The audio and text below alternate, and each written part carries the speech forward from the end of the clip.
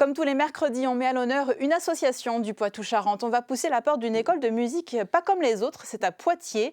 Les ateliers musicaux Syrinx s'adressent aux musiciens débutants et confirmés. Isabelle Hirsch, Marine Nadal et François Gallard. Oui, en effet. Ok, on essaye.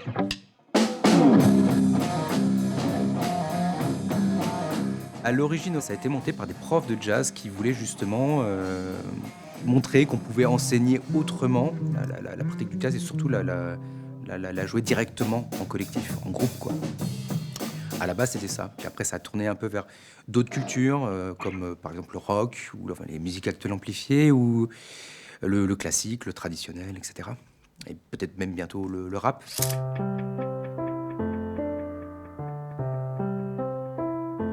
Pas besoin de bagages, pas besoin de savoir bien jouer, pas besoin de savoir bien chanter. L'idée, c'est que justement, on vient ici, c'est pour apprendre. Donc, viens avec ce que tu as, avec tes envies, ta motivation. Tu veux qu'on essaye avec le backing pour voir ce que ça... Ah oui, je sais faire.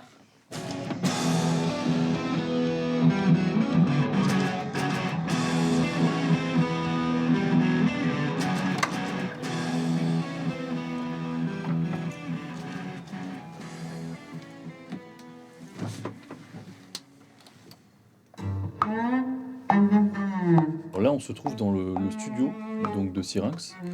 Donc c'est ici qu'on enregistre notamment les CD des projets collectifs qui ont lieu à Syrinx. Et ça sert aussi à proposer aux élèves une expérience d'enregistrement studio.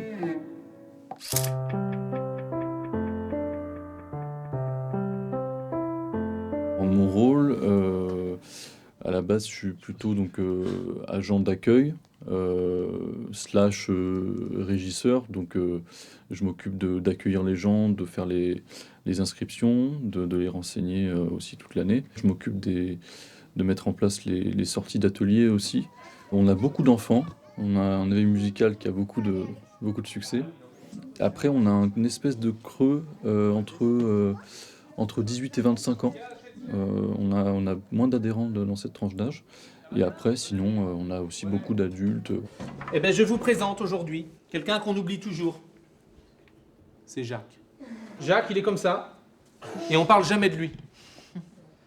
Parce qu'on dit, ouais, c'est un pauvre fil, c'est un câble, c'est... Alors qu'il est très important, parce que c'est lui qui va nous permettre de faire passer le son de cet instrument dans l'ampli. Wouhou!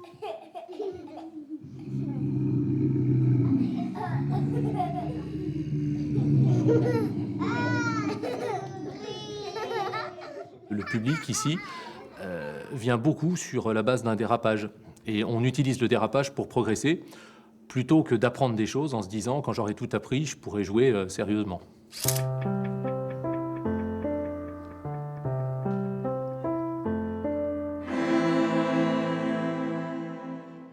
On a un adhérent qui est sur tous les coups depuis qu'il a intégré la maison et qui a ce point commun avec Beethoven qu'il est sourd.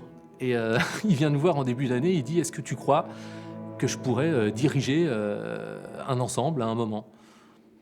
J'avais pas d'idée préconçue sur la question, mais je suis parti d'un constat très objectif en lui disant que je ne savais pas si une personne sourde pouvait diriger un ensemble, mais que je connaissais plein de gens qui entendaient parfaitement bien, qui dirigeaient comme des pieds. Donc à partir de là, il y a moyen quand même de chercher.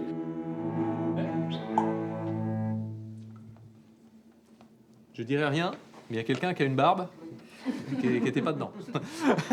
Je ne donnerai pas de nom, mais... Donc on recommence.